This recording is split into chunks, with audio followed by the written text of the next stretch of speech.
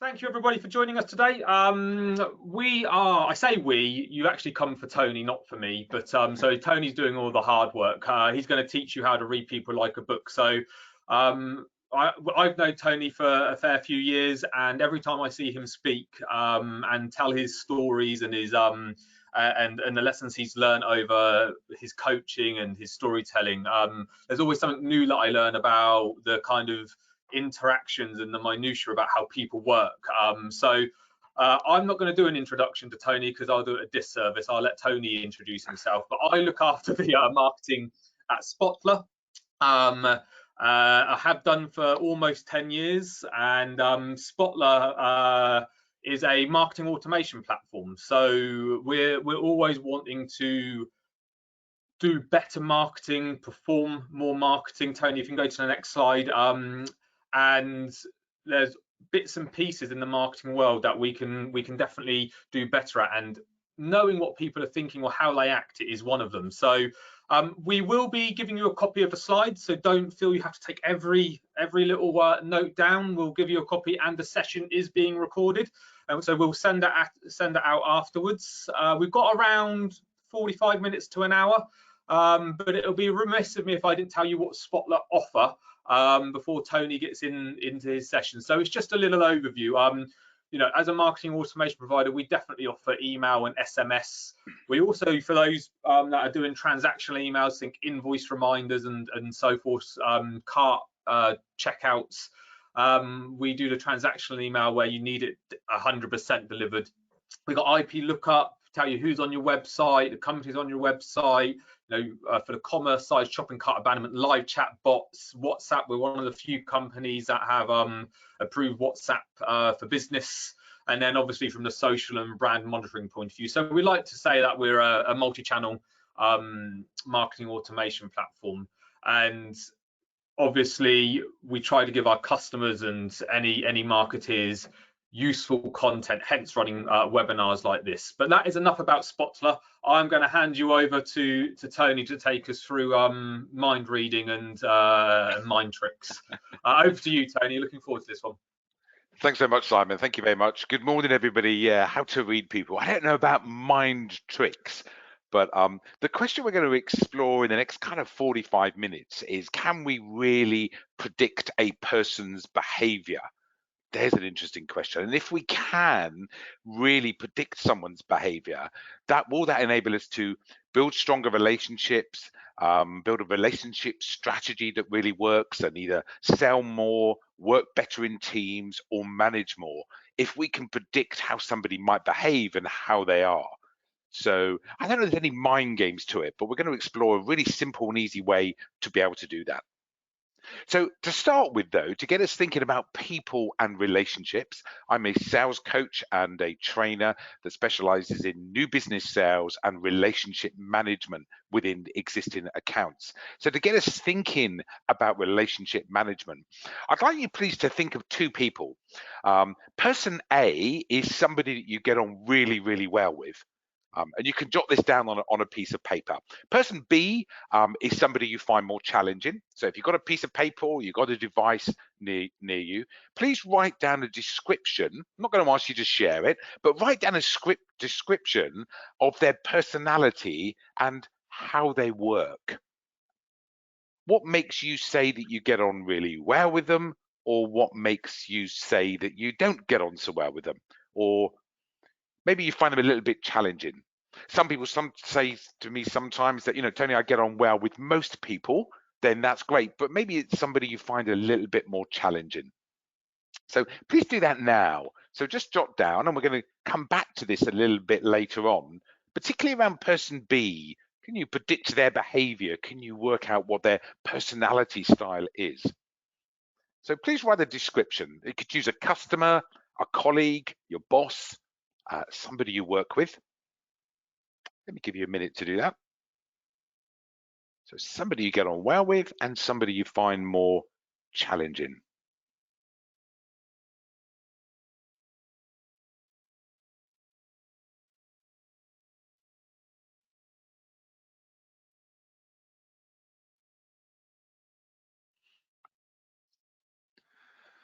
Most people usually have lots to say about person B. They're like this and they do this and they do that, and have a lot to say about the way in which they work and how they are. So just write down a description of person A and person B. I'm going to come back to that a little bit later on. What is it they do? How do they work? What is it about their personalities or behaviors and the way in which they work that makes you say you get on really well with them, or that you find them more challenging? Okay, so we're going to spend a bit of time focusing on you first of all. In any communications or any relationship, there's two people. There's you and the other person. And of course, if you're working in a group or a team, there might be a group of other people. But the first thing I want to have a look at is understanding a little bit more about you, and what your natural style is, your natural way of working. And then what we can then do is move to the other person. And it's the other person when we can start to say, can we really predict their behavior and understand how they work? So to help with this, we're going to have a look at something called the empathy model. And the empathy model looks at what is your natural communication style? How do you naturally work? There was a study done quite a few years ago, was tested worldwide on just under 1 million people, based on some research from 2 psychologists that looks at what drives our behavior. And it discovered 7 different drives of behavior. That is the desire to be safe, competitiveness, competition. Some people are naturally very competitive, and some people aren't competitive at all. Some people like to communicate a lot, some people talk a lot, and some people don't talk as much or are less communicative. Creativity is around the desire for ideas and driving ideas. Commercial success, some people are highly motivated by money, other people less so. And some people say money is important to everybody, of course, but does it actually drive our decisions, our thinking, and our behavior? Completion of things was another drive. Some people have they start lots of projects. We start to build a shed in the garden, and then halfway through we get bored with that, and then we said, oh, actually, let's go and paint the lounge instead. But other people think, no, I've started this project, I've got to finish it. And then doing things the right way is another drive of behavior. So the first thing we're going to have a look at today is, can we understand what your behavior is? And if you can then understand a little bit more about these 7 different drives, we can then start to think, can we see these drives in other people? And that's where the reading people like a book really comes into play. So if you're up for this group this morning, we've got a questionnaire for you. I'm sure you've done lots and lots of these before. We've got 21 questions or 21 boxes here. And what we're going to have a look at is, this is about trying to help you understand what your drives are, and therefore what your natural communication style is.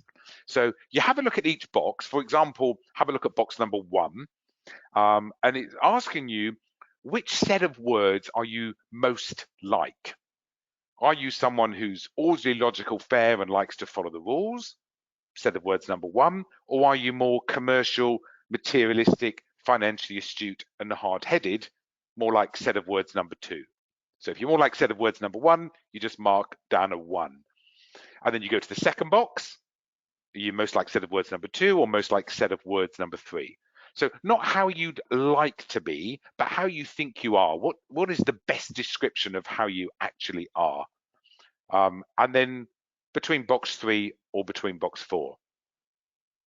So what are you most like? And then you end up with scoring. Do it fairly quickly, group, not because we're short of time this morning, but don't overthink it. It's just a little bit of an indication, just to give us a starting point. And then when you've done it, you add up how many times you answered number 1, how many times you answered number 3, how many times you answered number 5, etc. And then you just get a little idea. This person scored high on number 4 and high on number 7. This person scored high on number 1 and high on number 3. There is absolutely no right or wrong answer. So I'm going to give you a few minutes to complete it now, group. Don't get too, don't get too hung up on the answers. Sometimes people say, is it like what I'm like at work or what I'm like at home? This is just generally, what do you think which set of words best describes the way you are generally, not based on your role or how you think you should be? Okay, I'll shut up for a minute, group. Do it fairly quickly, as I say, not because we're short of time, but just because don't overthink it. Off you go, group.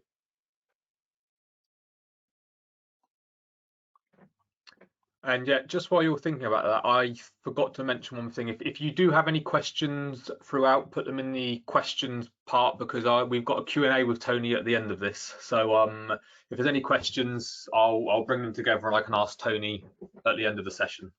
Great, thanks, Simon. Or if any questions come up as we go along, Simon, just really happy for you just to just interrupt me. I'm quite happy for somebody to stop me talking. Excuse me. Great, thanks.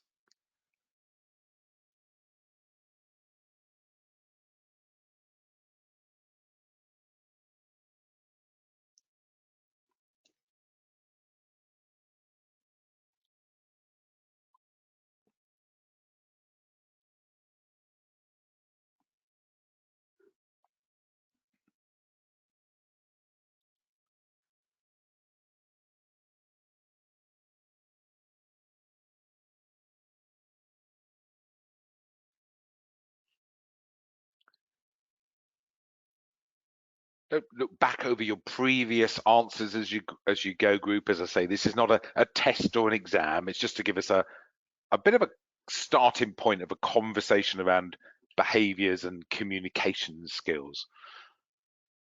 So don't overthink it, group.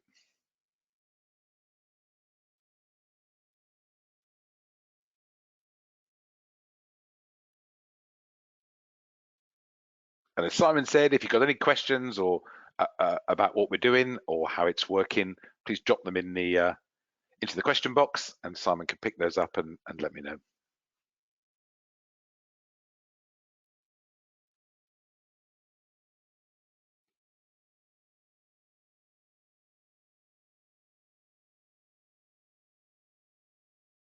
So make a note on a pad once you've done that of how many times you answered number 1, how many times you answered number 2, etc.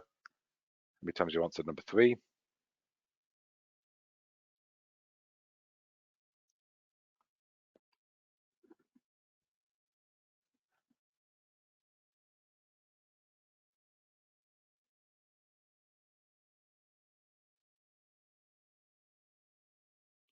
Just give you another minute on that, group.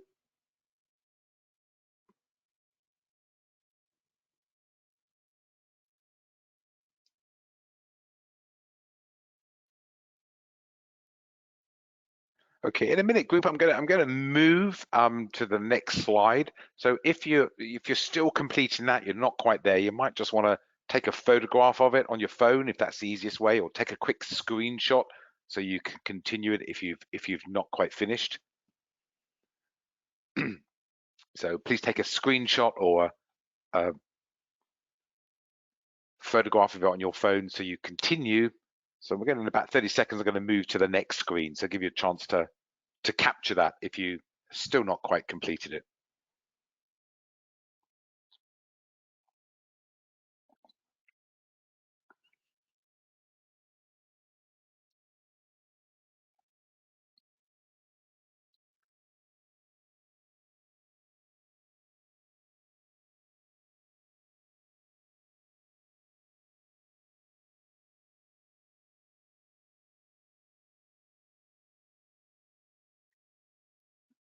Okay, going to move on in 10 seconds, group. So I say capture that on a screenshot or on your phone if you just need to, because we're going to lose this these 21 questions. We'll get copies of these at the end of the session as well. We'll get those sent across to you, so you will get a copy of this if you need to share it with other people or to finish it.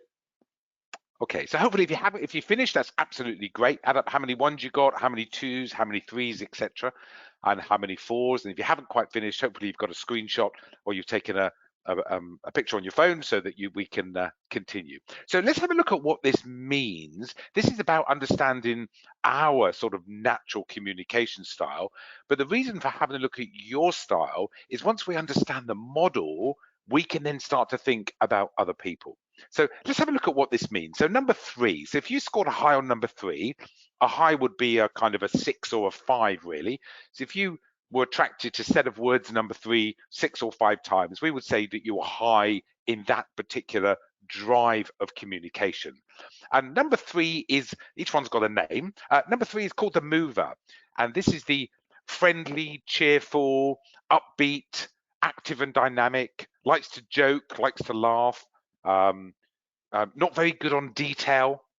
Everything's either fantastic or it's a disaster. So it doesn't mean to say they can't do detail, but not good on detail, like kind of high level stuff. Go to a meeting with this type of person, you get lots and lots of rapport, lots of chat about the weather or the football or the coronation or anything else that might be happening. So their drive is to communicate.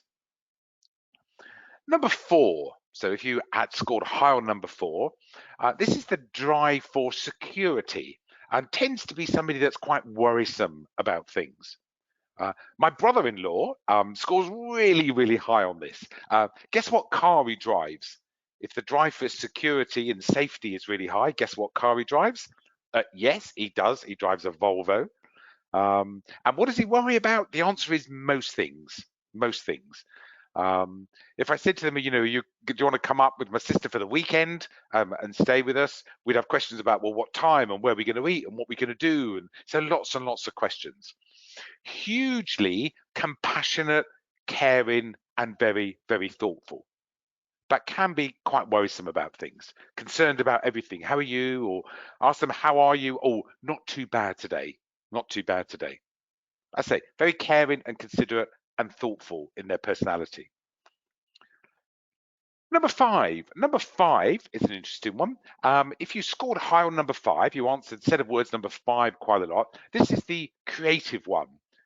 Sensitive, shy, probably the quietest person in a group, so doesn't always say a lot, but fantastic, good visual imagination. If you say to the high artist, have you got an idea about what we could do with this? They'd come up with 3 or 4 or 5 different answers for you. Lots and lots of ideas. So the high artist, the creative drive. Number 6, set of words number 6 is the politician. We call them the politician. This is the desire to win and competitive. So as I said, some people are naturally very, very competitive and some people aren't. So this is a power-orientated, opinionated, results-driven, defends ideas really, really well. Just to give you an idea of what you can do with this, once you understand this model, if I was working with a politician, I would always look to give them choices. Give them 3 options. So if I was in sales or marketing and I'm sending them a proposal, I would always give them 3 options. Why? Because they like to make decisions and like to give their views and like to give their opinions. So that's a fantastic technique. And I can predict that they will make a decision because I've given them those options. But let me go back a bit here. Oh, sorry, okay, let me go back a bit to the double checker. You imagine if with the double checker, if I gave my brother-in-law 3 options in a proposal, from a sales perspective, that would be the worst thing I could do. And I could predict exactly what's going to happen. Guess what will happen? Never make a decision because they're too worried about which option is the best option. So I just need to present one option and give all the benefits as to why that works. So if I send a proposal to a double checker, I can predict what will happen with that proposal. It would be a long sales cycle. So this is where we start to think about the prediction of people's opinions and thoughts on things and how they work, just by understanding that their drive is for security, or in this case, the drive is for competitiveness. Number 7 is the high engineer.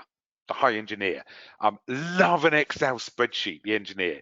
Detailed note takers, enthusiasm for projects, very hands-on, they know how things work, like a lot of structure, likes plans, systems, processes. Let me give you an idea, an example I often give. If you were, let's imagine you were in the center of London and you were asking for somebody, you asked somebody how to get to Buckingham Palace. assuming of course the person knows. From the high mover, the desire to communicate, number 3, if you ask the high mover, how do I get to Buckingham Palace? The answer you would simply get is you kind of go down this road, hang a right, and just kind of follow the signs. Just keep going. It's the answer you get from the mover. From the high engineer, if you said to the high engineer, how do I get to Buckingham Palace? They'd go, now, Buckingham Palace. Well, you go down this road for about 150 or maybe it's 165 meters, somewhere between 150 and 165 meters, and you turn right there, and that's called Buckingham Gate, and on the corner of there's a post box, and just opposite there's a pub called the King Arthur, and you go down. Get the idea? So there's no judgment about how somebody gives those directions, but just from the way in which they're communicating, I can start to understand whether I'm talking to a high engineer or whether I'm talking to a high mover. Okay, number 2. So if you answered quite heavily on number 2, this is the hustler and the desire for material success. A risk taker, very image conscious, talks about money and happy to talk about money quite frequently. I met somebody on a program I was running last week, and they came up to me and they said, I understand you work on communications and predicting people's behaviors and how teams work. I said, yes. He said, so what can you tell me about me? I said, you're very commercial. You're probably a great negotiator. He said, no, that's not my style at all. That's not how I work. So I said, okay, that's fine. So we started a conversation, and he said he's Italian, but he lives in Spain. And I said, why do you live in Spain rather than Italy? He said, because it's much, much cheaper. Properties are much, much cheaper in Spain. I can get a much, much better deal. And then told me about the prices of properties in Spain, the prices of property in Italy, and then how he got a wage increase and a bonus. So that the next 5 minutes of conversation was all about money. So hopefully I think I got that right. Desire for material success and drive about money. These people are really good commercially. And what do they want to negotiate? On absolutely everything. Number 1, if you scored high on number 1, you're pleased to know you are normal, whatever normal is these days. The normal is about doing things the right way. We don't park in the disabled spot. We are systematic and logical. If the meeting starts at 10 o'clock, then we arrive just before 10 o'clock. And we've got an agenda and we do introductions. So this is the kind of like to follow the rules, doing things the right way, the correct way of doing things. So that's an overview there, group, of the 7 different styles. And hopefully, if you've completed that questionnaire, that will give you an idea of where you kind of sit, where you're high. Are you someone that's quite competitive, high on number 6, competitive, direct, straight to the point, very businesslike? Or are you somebody that's more concerned about things and likes to discuss things and worried about things and can see the problems and difficulties within something? So most people would have 2 or 3 that will be high. But is your behavioral style about right? The questionnaire is just an indication. It's just an indication. There could be a particular word that sent you in one direction. So when I first did this myself, it says orderly, logical, fair, and follows the rules. I'd like to think I'm fairly orderly, logical, and fair, but I kind of don't always like to follow the rules. I'm not a rule breaker, but if I can find a way of bending the rules, I'm quite happy to do that. So every time I saw follow the rules, I went, oh no, that's not me. But the rest of it was a good description. So the questionnaire, it's correct for about 80 to 90% of people, but so for most people, it's very accurate, but for some people, it may not be. But it's just a start to really start to think about what is your natural style and your natural way of working. And when you then get to that, what that will tell you is, what are you communicating though in a style that works for the other person? So let me have a look at this. If we go to the high politician, so if I'm a high mover, desire to communicate, friendly, cheerful, distractible, like lots of rapport, lots of chat, and I'm going into an internal meeting with my general manager, who happens to be a high politician, and I go, "Hi Tori, how you doing? How was the weekend and what was happening?" She wants to go, "Can we just get on with this? I'm really short. I've got another meeting to go to. Can we get on with it?" And it's not that she's unfriendly, but what I can then do is I can predict how she might be in that meeting. So I might then decide to adapt my communication style when working with that particular person. So this is the idea of the empathy styles, is about communicating in a style that works for the other person. But of course, the question is, can we recognize the other person? Can we recognize their own particular empathy style? And if we can do that, of course, the easiest way to do that would be to give them the questionnaire. So we work a lot with teams and helping teams with this, and how they work together and how they communicate together. And of course, the easiest thing there is to give them the questionnaire. But if we can't, but we can recognize someone else's behavior, the question is, can we then really predict a person's behavior and read them like a book? My answer is absolutely. I totally believe we can. I love this phrase. Who you are speaks so loudly, I can hardly hear you. Who you are speaks so loudly, I can hardly hear you. So when I met that gentleman on the course last week, he gave himself away so easily and so quickly for me to help understand what his drives and way of communicating is. But we need to be looking for the clues. What happens is most of the time when we meet somebody, what we're usually doing is thinking about ourselves. What am I saying? What am I going to say next? What am I talking? What am I getting out of this conversation or this meeting? Excuse me. So when we meet somebody for the first time, we just need to do 3 simple things. Think, listen, and look. What are they talking about? What do they look like? What are they saying? How are they communicating? The biggest clue for me is how somebody talks and what they talk about. So with the high engineer, as I described when looking to how to get to Buckingham Palace, we get fairly long descriptions of things, describing things in lots of detail. I'm very hands-on. The artist doesn't really say very much, might avoid a bit of eye contact with you. The desire to be different is quite high. So it tends to be a bit more quieter, a bit more reflective, and particularly in meetings as well. The high movers, big smile, cracks a joke, happy to have a laugh, and try and make a joke and make it a very rapport-based meeting. So lots of conversational chit-chat.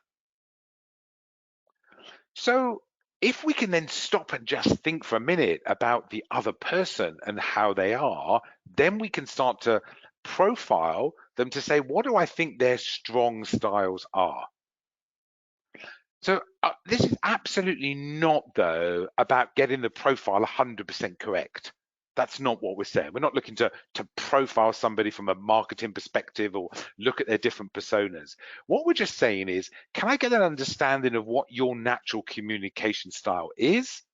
And then if I can see how to best work with you and how to best communicate with you. And of course, the reason we started with talking about ourselves is because the first thing we need to do is understand how we naturally communicate in the first place. You can look at all sorts of things. You can look at people's online profile about how they describe themselves and the language they use. So I'm going to a meeting this afternoon. I've already looked at the person's profile online. They come from a very engineering type background. There's lots of detail about what they've done in the past and how they are. They've got a photograph of them sitting at their desk, and behind them is loads and loads of books and information. So I don't know that they're an engineer, but I can get some idea that detail and process and system is going to be quite important. So I'm taking along certain information that will help in that meeting, hopefully, if that's the case. Of course, I might need to be prepared to change my mind when I get there, but I literally have started to think about the behaviors and how they might work in that meeting. So let's go back to your person B. And I've gone through this team super fast speed for you today, but just to give you a bit of an indication and hopefully to have some fun with it. So back to your person A and your person B that hopefully you made some notes on right at the beginning of this. Can you now start to identify their particular empathy styles? Sometimes they may be the opposite to you, not always, but they may be the opposite to you. So particularly your person B, do you think they're high engineer? Do you think they're high double checker? Do you think they're a high mover? What is it about how they work and how they are? If we listen to how they talk. We did some work a few years ago with a credit card company. I can't mention their name, we're not allowed to share that, but they have a best customer unit. And what they did in terms of identifying people, they then said, if you were recognized as one of their best customers, when you called in, they'd recognize the number and you go through to this best customer unit. So they did some work with this. And they believe they record all calls because they're in that kind of industry. And they believe that within 17 seconds of somebody calling into them, that they could start to understand the empathy style of a particular person that was calling in. You think, wow, how is that really possible? So what they did, if you imagine, you have a look at this, and this is about moving on to then how do we need to be and what do we need to do when working or communicating with somebody or predicting their behaviors. Could this company really, within 17 seconds of a call, read them like a book? The answer was yes. Let me give you, I'm not an actor here, but let me just give you a couple of examples. Somebody calls in to the credit card company. Let's imagine they've lost their credit card. And when they call in, they go, oh, hi, I'm really sorry to trouble you. I think I've lost my credit card. I'm not too sure where I've lost my credit card. I think that, I'm just worried that somebody's spent some money on it and I need to make sure the card's cancelled so nobody can spend money on it. What do we get? High double checker. Okay, so that's again, this is not to label people or to put people in a box, but just saying I can see that this person is quite concerned and quite worried. Okay, somebody else calls in, says, "Oh, hiya, how you doing? So I was out on Saturday and I've lost my credit card. I don't know where I've lost it. I don't know if I lost it in the car where I was trying to pay for a holiday, but absolute nightmare. So I've got to get a new credit card and I'll have to try and pay for the holiday in some other way." What do we get? High mover. High politician calls into the credit card company, says, "Hello, I've lost my card. I need to send a new one. Could you send me one out straight away, please?" Formal, to the point, quite direct. So they believe they can say, not in every case, but in most of the cases, they could start to think about the style of communication of the person they were working with. And that then enables them to predict how they might think and how they are, but also tells them how they need to be and what they need to do. Here's something really, really clever they then did. The next day, they would call back the double checker in the morning. Bear in mind, this was the best customer unit, as they want to look after their best customers. They call the double checker, and guess what they tell them? Just to let you know, we've been monitoring your credit card for 24 hours, and nobody's spent on the credit card. It's definitely been cancelled. There's nothing been spent on it. Guess what the double checker says? Can we predict what they would say? Oh, thank goodness for that. Thank you so much. That's really, I was worried about that last night and was concerned that somebody might still have spent on it. Imagine calling the politician and saying, "Hello, just to let you know, the credit card has definitely been cancelled and no money's been spent on in the last 24 hours. The high politician goes, "Yeah, why are you calling me? You said you cancelled it yesterday. Why are you bothering me? I'm in the middle of a meeting." Not right or wrong, but really helps you to start to think about how do you need to be and what do you need to do when working with somebody and their particular style. Communicating in a style that works for the other person. The question here is, are you working in a way that works for them? And if not, and you can't really think about their personality and behaviors and how they work, if you can't predict it, then don't risk it. The best thing to do, our advice would be ask them. Ask them. What do I mean? If you're sending a sales proposal or some documentation to somebody, so if you're a marketeer and you're sharing some information, ask them the question, how would you like to see the information? What would you like in the documentation? How do I best engage with you? What do you look for when working with suppliers? I did this for a client a few weeks ago, and I said, I'm preparing a proposal for you. What do you want it to look like? How do you want it to be? I kind of think I already knew the answer because they were a high mover, but I still asked the question. And they said, Tony, just jot it down on an email for us. Put it on an email, don't do anything formal. I said, fantastic, will do. So that saved me a huge amount of time. I'm also at the moment completing a proposal for a high engineer. I'm currently at 15 slides on a PowerPoint slide because I know they want all the information about how we put together the training program, what it looks like, and our 15-step implementation process to get us to the point of delivering the training in 6 months' time. So really asking the questions if we're not quite sure, if we can't predict their behavior or how they may respond, we can try and get ahead of it when working or communicating with someone.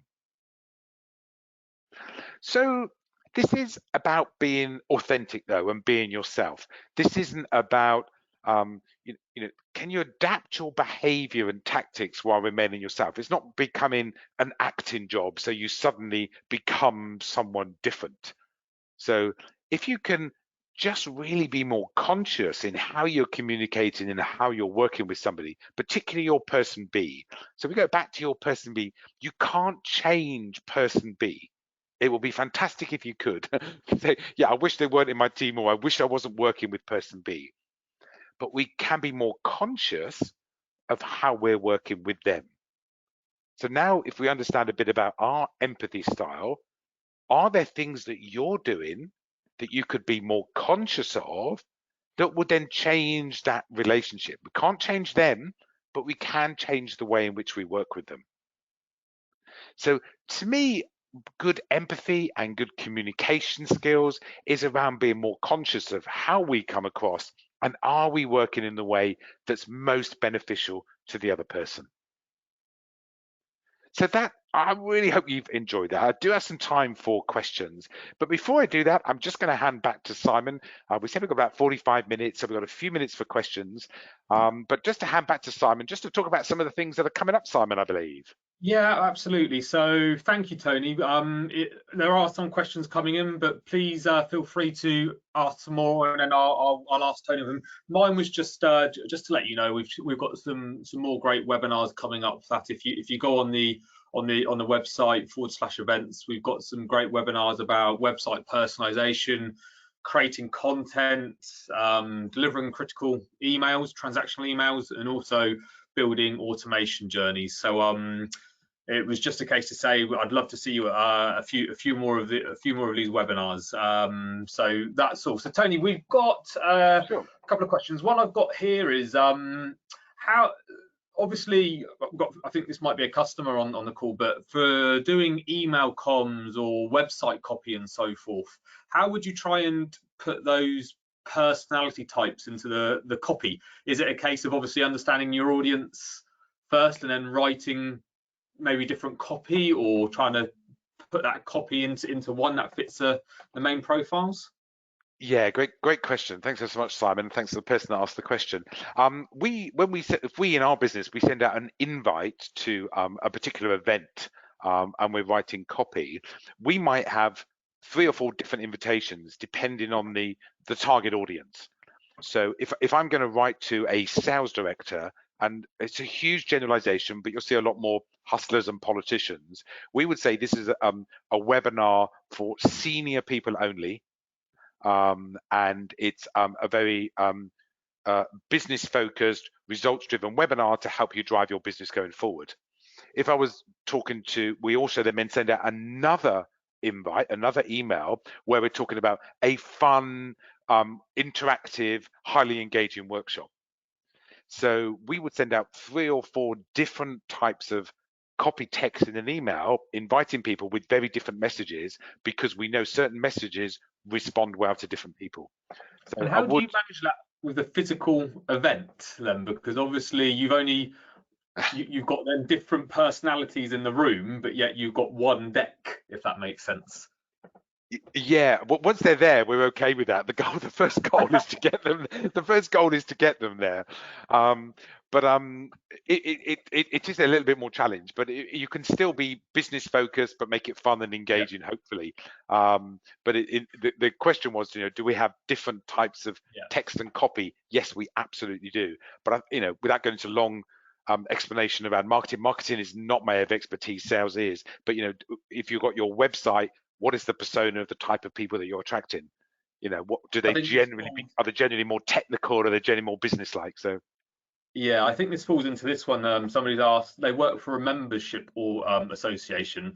They're saying, how would it be best to gauge an entire population rather than individuals? So I think what they mean is, should they, how far would you cut stuff down, or would you? yeah, I'd be interested in what sort of membership they are. But if you're in a certain type of membership, might attract a certain style of people. So if you've got a marketing organization, we would expect to see a certain type of profile of empathy. If somebody's joining the Institute of Directors, that attracts lots of politicians that are more status focused. They're If you're clinical research auditors.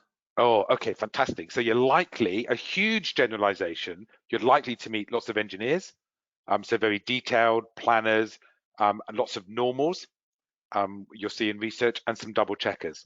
So I would look, it's a huge generalization, and of course you will meet everybody in those kind of areas. But given that kind of profile, I would steer more towards engineers, normals, and double checkers profile. So your messaging would be geared towards that type of persona.